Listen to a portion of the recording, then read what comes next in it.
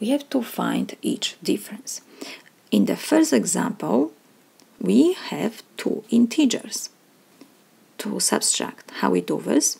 We change subtraction to addition of opposite number. So we have 7, we copy, we change negative sign to positive, and opposite to negative 9 is 9. So this is equal 7 plus 9 is 16. Or you have to memorize when we have two negative signs, negative times negative, it always give you positive sign. So we see negative and negative give me positive, and 9 I have only 9. Or you have to memorize when we have subtraction, we change subtraction to addition of opposite number. Opposite to negative 9 is 9. Or remember this rule, negative times negative, two negative signs give you always positive.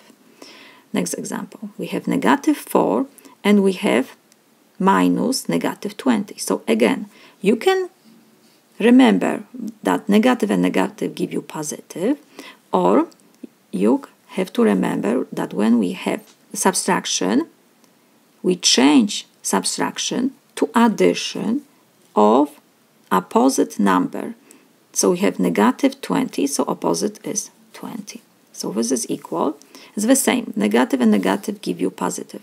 So you have to memorize negative and negative give you positive, or you have to memorize that when you have to subtract integers, we change subtraction to addition of opposite number. Opposite to negative 20 is 20. So it's the same.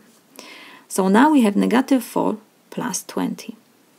One number is negative, one positive. So first we forget about negative sign. We compare these two numbers, 4 and 20. 20 is greater. So next we check the sign before 20. We have positive sign. So we copy positive sign, and in parentheses we subtract from the greater number smaller.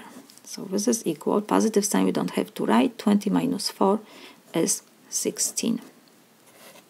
Next example, we have subtraction. So again, we change this to addition of opposite number.